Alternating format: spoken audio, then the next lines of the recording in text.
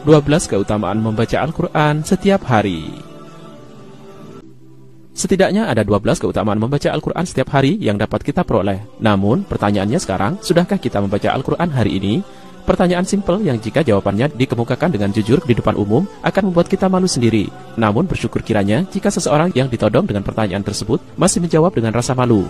Celakanya, banyak muslim zaman sekarang yang bahkan tidak merasa malu lagi ketika ia tak lagi menghiasi hari dengan bacaan Al-Quran satu ayat pun.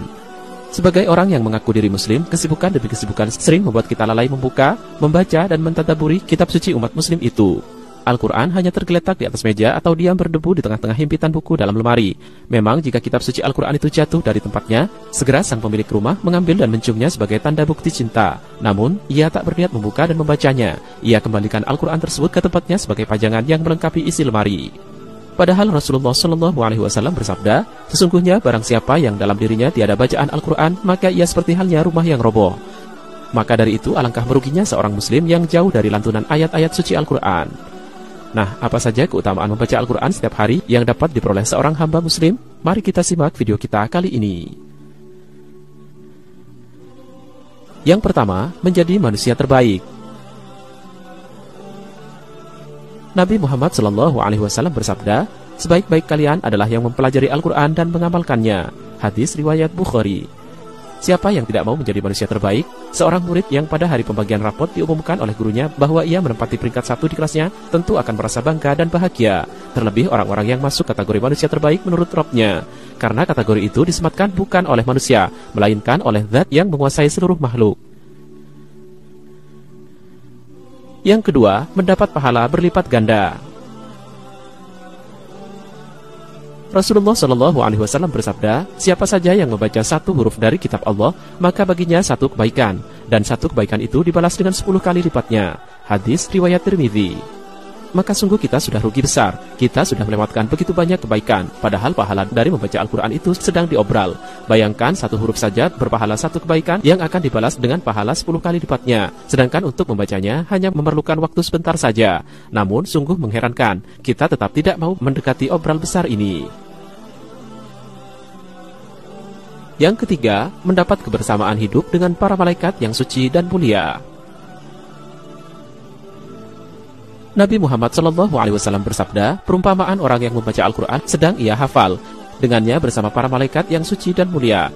Sedangkan perumpamaan orang yang membaca Al-Quran sedang ia senantiasa melakukannya, meskipun hal itu sulit baginya, maka baginya 2 pahala. Muttafaqun alaih. Yang keempat, orang tuanya dipakaikan mahkota cahaya kelak di hari kiamat. Siapa saja membaca Al-Quran, mempelajarinya dan mengamalkannya, maka dipakaikan kepada orang tuanya pada hari kiamat mahkota dari cahaya dan sinarnya bagaikan sinar matahari, dan dikenakan pada kedua orang tuanya 2 perhiasan yang nilainya tidak tertandingi oleh dunia.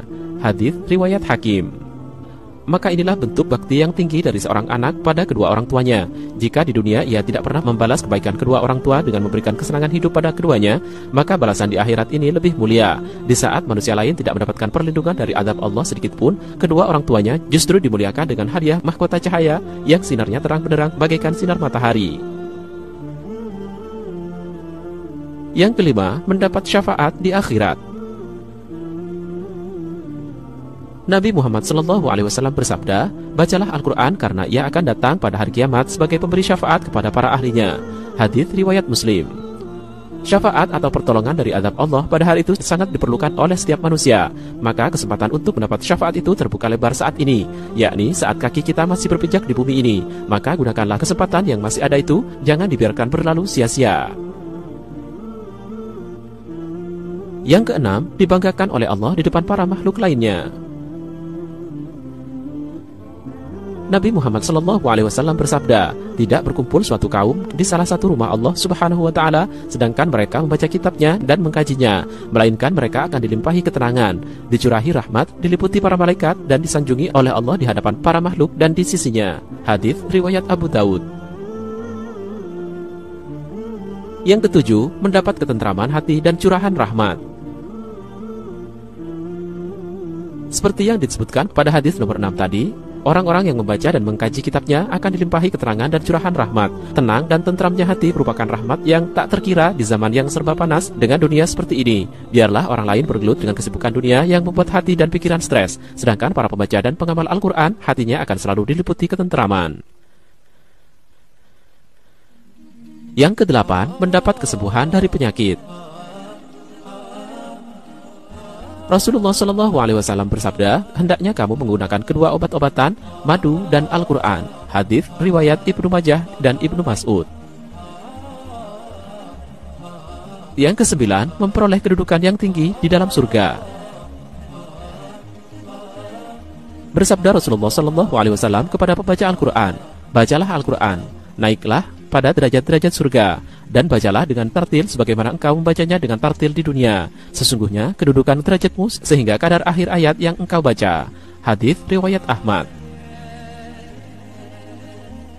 Yang ke-10, orang yang membaca Al-Quran seperti orang yang bersedekah. Rasulullah SAW bersabda, orang yang membaca Al-Quran terang-terangan seperti orang yang bersedekah terang-terangan. Orang yang membaca Al-Quran secara sembunyi seperti orang yang bersedekah secara sembunyi. Hadits riwayat Abu Dawud, Tirmidzi, dan Nasai. Yang ke-11, dikeluarkan dari kegelapan.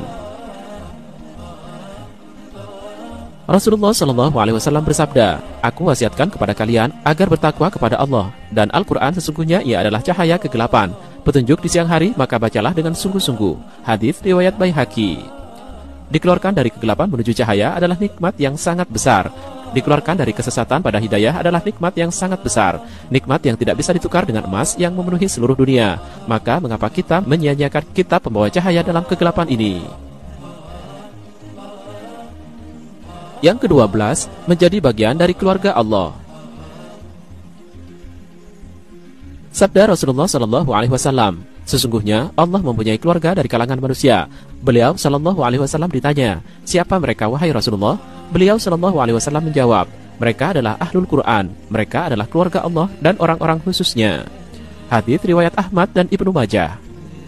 Demikianlah 12 keutamaan membaca Al-Quran setiap hari yang bisa kita peroleh. Semoga kita semua selalu istiqomah membaca Al-Quran setiap hari dan mengamalkan kandungan isinya dalam kehidupan sehari-hari. Amin ya Rabbal Alamin.